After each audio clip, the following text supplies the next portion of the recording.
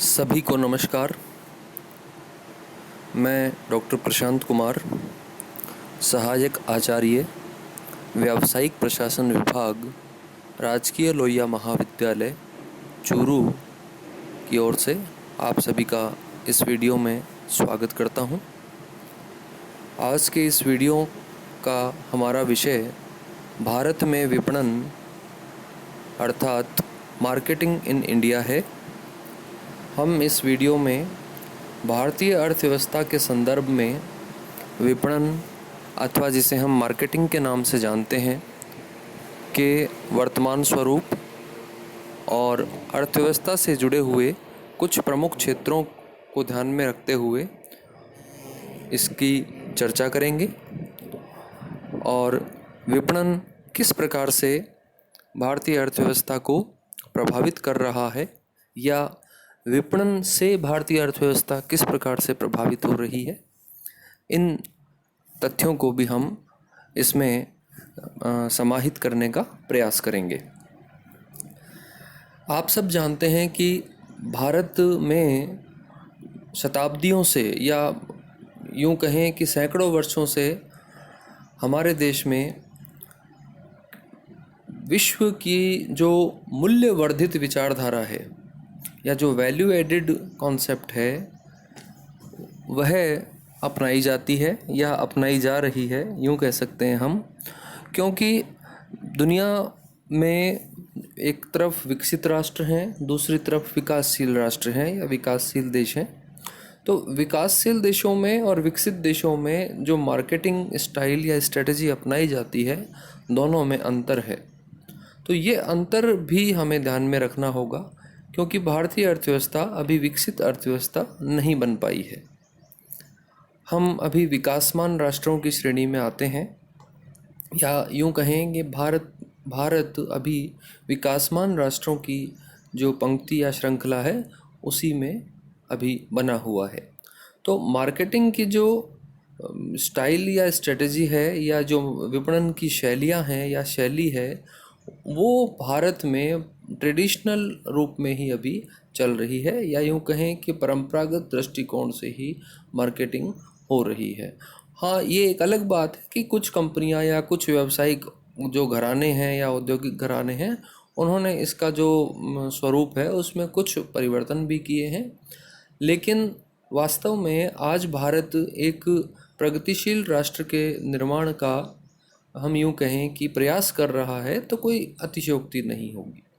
भारत में मार्केटिंग का जो प्रेजेंट सिस्टम है उसको हम किस तरीके से और अधिक इम्प्रूव कर सकते हैं या किस तरीके से व्यावसायिक घरानों की प्रॉफिटेबिलिटी को हम बढ़ा सकते हैं, ये भी हमें प्रयास करने चाहिए या इस बारे में भी हमें अपना जो चिंतन है या अपना जो विचार है वो करना चाहिए। तो वास्तव में भारत की जो आर्थिक विकास की जो गति है उसको और अधिक तीव्र करने के लिए एक और जहां हमें हमारे देश में उपलब्ध जो रिसोर्सेज हैं या संसाधन हैं उनका उपयोग करना है, साथ ही साथ हमें उपयोग करने के बाद या उसके साथ साथ हमें इस तरीके से इंटीग्रेटेड मार्केटिंग सिस्टम डेवलप करना होगा या एक यूँ कहें कि एकीकृत विपणन व्यवस्था स्थापित करनी होगी जिससे कि प्रत्येक मनुष्य या मानव के जीवन में विपणन उसका जो जीवन है उसको और अधिक सुविधाजनक बना सके,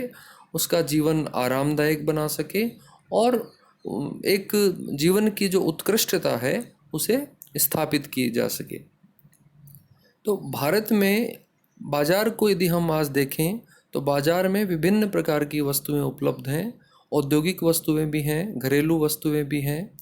और कुछ यूँ कहें कि कुछ वस्तुओं का निर्माण ही हमारे देश में केवल निर्यात या एक्सपोर्ट के को ध्यान में रख करके ही किया जाता है। तो सब जगह विपणन की जो शैलियाँ हैं वो अलग अलग अपनाई जाती हैं, लेकिन कुछ तथ्य फिर भी समान हैं। जैसे कि भारत में आज जो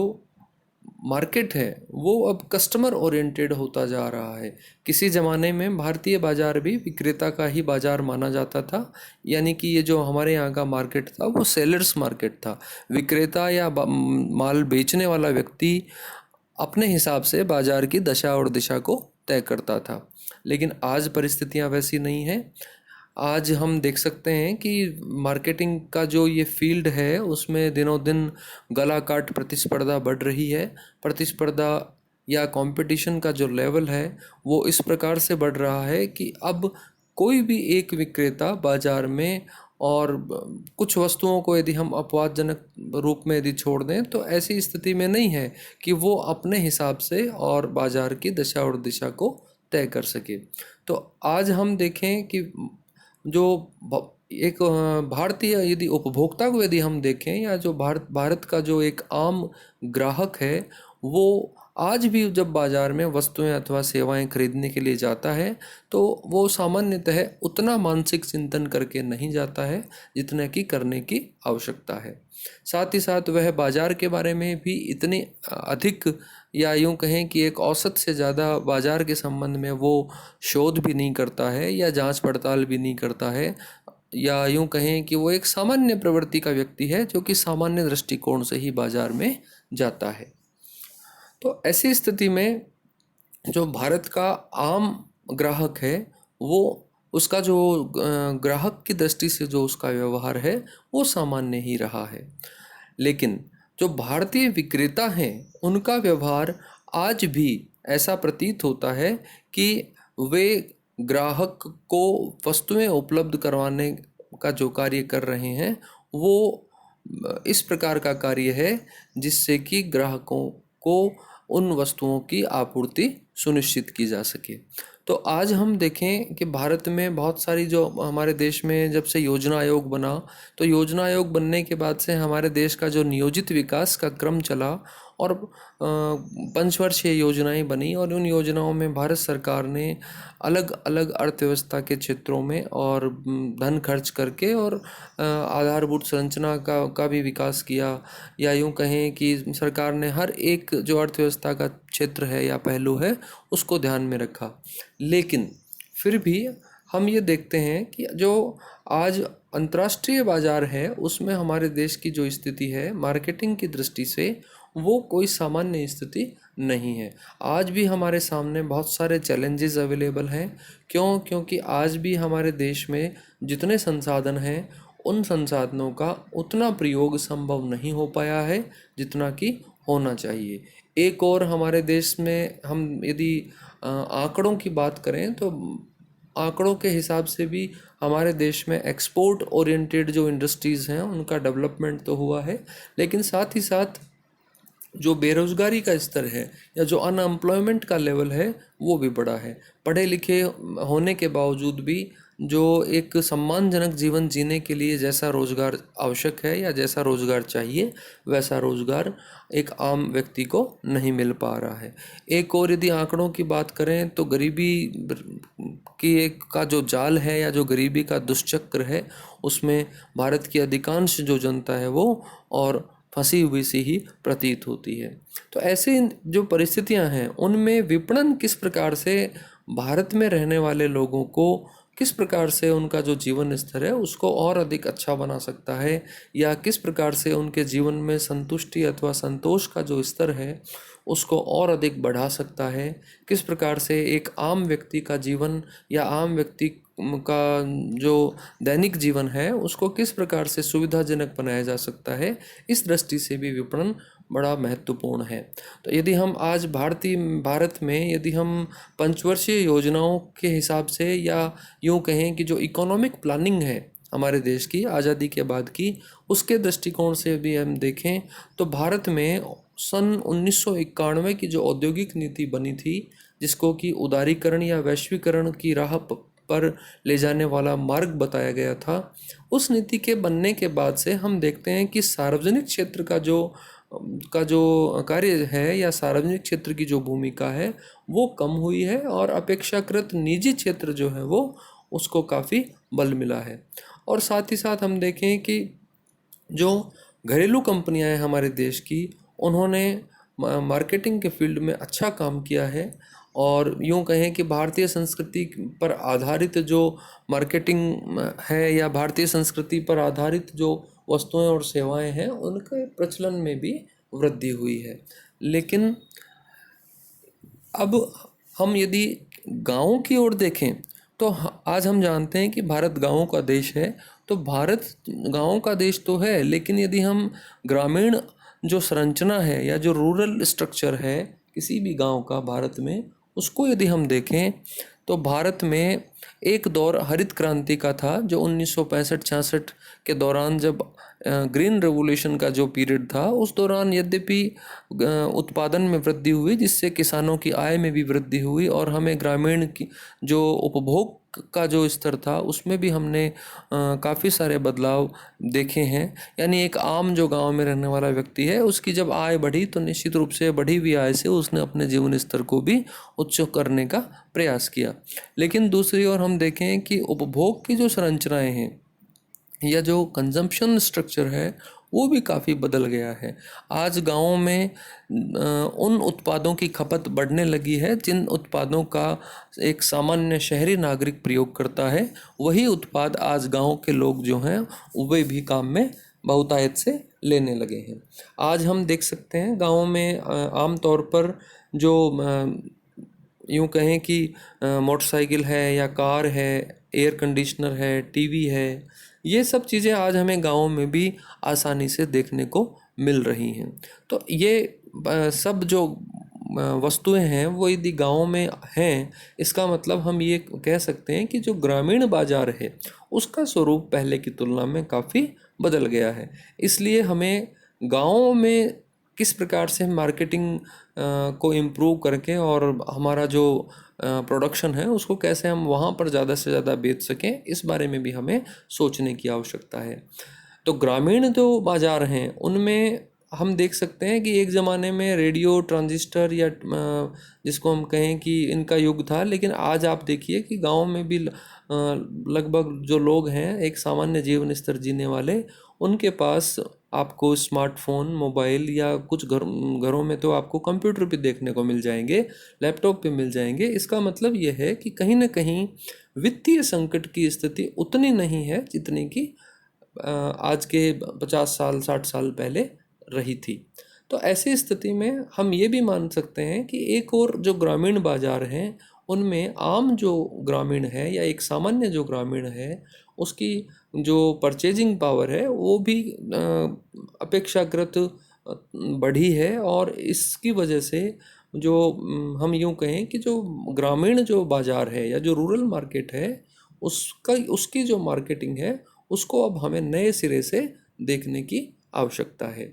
तो ये तो बात थी हमारे ग्रामीण बाज़ार की। अब जब ग्रामीण बाज़ार की हम बात कर रहे हैं तो हमें इसको खेती बाड़ी या जिसको हम एग्रीकल्चर का सेक्टर कहते हैं, कृषि का क्षेत्र, हम ये भी जानते हैं कि भारतीय अर्थव्यवस्था में कृषि का क्षेत्र बड़ा व्यापक है, बहुत बड़ा क्षेत्र है जिसने कि भारतीय अर्थव्यवस्था को संपुष्ट किया है। तो भारतीय कृषि व्यवस्था में यदि हम देखें तो जो मार्केटिंग स्ट्रक्चर है उसमें कच्चे माल की जो आपूर्ति है या जो बिना, जिसको हम कहें कि जो लोग खेती का काम नहीं करते हैं ऐसे लोगों को फिर खाद्यान्न की आपूर्ति करना और साथ ही साथ उचित मूल्य पर करना, तो ये ऐसे पहलू हैं जिन पर कि प्रत्येक सरकार को द्वारा ध्यान दिया जाना आवश्यक होता है। तो भारत में एग्रीकल्चरल मार्केटिंग यानी कि जो किसानों के द्वारा या खेती के बाड़ी के माध्यम से या जो फार्मिंग के माध्यम से जो प्रोडक्शन होता है, जो फसलें हैं, तो उन सब का किस प्रकार से अच्छे से हम मार्केटिंग करें, यानी कि उन वस्तुओं और सेवाओं उन सेवाओं को हम किस प्रकार से इस उदारीकरण या वैश्वीकरण के युग में न केवल हम अपने देश में बल्कि हमारे देश के बाहर भी उस सामान को बेचने की व्यवस्था करें। तो भारतीय जो समय समय पर जो भारत में सरकारें रही हैं उन्होंने इस दिशा में बहुत सारे प्रयास किए हैं। उन्होंने कृषि उपज मंडियों की स्थापना की है, उनमें श्रेणियन की व्यवस्था की है। इसके अलावा जो कृषि के क्षेत्र में साख या जिसको क्रेडिट फैसिलिटी का हम नाम दें तो उस क्षेत्र में नाबार्ड की स्थापना की है। और बहुत सारे ऐसे कानून भी बनाए हैं जिससे कि पारदर्शिता बनी रहे। परिवहन और संचार के क्षेत्र में भी हमारे देश में आप आज देख सकते हैं सड़कों का जाल बिछ गया है और अपेक्षाकृत सड़कों की स्थिति बहुत अच्छी है। कुछ एक राज्यों को छोड़ दें, लेकिन अधिकांश राज्यों में सड़कें या जिनको हम कहें परिवहन के का जो साधन है वो काफ़ी अच्छी स्थिति में हो गया है। इसी प्रकार से बाजार का जो स्वरूप है, उस स्वरूप को देखते हुए और बहुत सी ऐसी प्राइवेट सेक्टर में कंपनियां हैं या बहुत से ऐसे ग्रुप्स आ गए हैं जो कि मार्केट रिसर्च का काम टाइम टू टाइम कर रहे हैं, और उनका जो डेटा एनालिसिस है उसके बेस पर बहुत सारी कंपनियों को और ऐसा फीडबैक मिल जाता है कि कहाँ आपको किस तरीके से और इम्प्रूवमेंट करना है। तो भारतीय कृषि का जो क्षेत्र है उस क्षेत्र में भी, और भारत की जो केंद्र सरकार है और जो विभिन्न राज्यों की राज्य सरकारें हैं, उन्होंने इस सेक्टर को और अपने जिसको हम कहें कि प्राइमरी और इनका या इस सेक्टर को उन्होंने प्रेफरेंस दी है, यानी कि उन्होंने इसको अपनी प्राथमिकता में रखा है। इसी प्रकार से हमारे देश में जो सर्विस सेक्टर है, यानी भारतीय अर्थव्यवस्था को यदि हम देखें तो उसका जो तीसरा हिस्सा है, यानी जिसको हम सेवाओं का क्षेत्र कहते हैं, तृतीयक क्षेत्र है, इस क्षेत्र में न केवल घरेलू सेवाएं हैं, व्यक्तिगत सेवाएं हैं, और इनमें सूचना संबंधी सेवाएं भी हैं जिनकी कि अच्छे से मार्केटिंग की जा रही है। तो सेवा के क्षेत्र में जो मार्केटिंग है उसमें आप इसको इस रूप में समझें कि जो मार्केटिंग से जुड़ी हुई जो स्ट्रेटजीज़ हैं उनको सर्विस सेक्टर में काम में लिया जा रहा है। आज आप देख सकते हैं होटल इंडस्ट्री है, रेस्टोरेंट्स हैं, या घरों में काम करने वाले जो नौकर या नौकरानियाँ या जो उनको आप सेवक सेविकाएं कह सकते हैं, और इसी प्रकार से एजुकेशन का फील्ड है, इसमें भी काफ़ी हमें बदलाव देखने को मिले हैं। ऐसे ही और आप देख लीजिए, जैसे एंटरटेनमेंट सेक्टर है, फिल्म इंडस्ट्री है, या टीवी सीरियल्स हैं, हेल्थ का सेक्टर है, ट्रांसपोर्टेशन है, या जो सेवाएं दी जाती हैं या सेवाएं बेची जाती हैं, तो इन सेवाओं का भी जो विपणन है या जो सेवाओं की भी जो मार्केटिंग है उसको भी काफ़ी बढ़ावा मिला है। और बढ़ावा मिलने के पीछे कई सारे ऐसे कारण हैं, जैसे एग्रीकल्चर का जो सेक्टर है उसमें टेक्नोलॉजिकल एडवांसमेंट्स हुए हैं, और इंफॉर्मेशन टेक्नोलॉजी का भी डेवलपमेंट हुआ है हमारे देश में। और यूं कह लीजिए कि, और कहने की क्या आवश्यकता है, ये तो हम सब देखते ही हैं या देख ही रहे हैं कि आम एक व्यक्ति जो है वो भी आज जो स्मार्टफोन है या मोबाइल फ़ोन है उसका उपयोग करने की स्थिति में है। और इस दृष्टि से हम देखें तो जो ग्लोबलाइजेशन की जो कॉन्सेप्ट है उसकी ओर हम बहुत तेज़ी से आगे बढ़ते जा रहे हैं, और उपभोक्ता की रुचियां भी काफ़ी बदल गई हैं। फाइनेंशियल सेक्टर की हम बात करें तो एक ज़माने में केवल सरकारी क्षेत्र या सार्वजनिक क्षेत्र के बैंकों की भरमार थी, लेकिन आज हम देखें तो प्राइवेट सेक्टर के जो बैंक या बैंकिंग इंडस्ट्री है या जो फाइनेंस इंडस्ट्री है उसने भी और काफ़ी अपना डेवलपमेंट या विस्तार किया है। तो काफ़ी सारे बदलाव हमें देखने को मिल रहे हैं। तो अभी आज इस वीडियो में हम इतना ही करेंगे, और भारतीय अर्थव्यवस्था के कुछ अन्य पहलुओं को लेकर के और हम एक और वीडियो बनाने का प्रयास करेंगे। तो आप इस वीडियो के माध्यम से मैं अपेक्षा करता हूँ कि आपको भारतीय अर्थव्यवस्था का जो स्वरूप है, जिसको कि हम मार्केटिंग से जोड़ करके देखते हैं, उसके संबंध में और कुछ सामान्य जो जानकारी है वो ज़रूर आपको मिली होगी। आप सभी का धन्यवाद।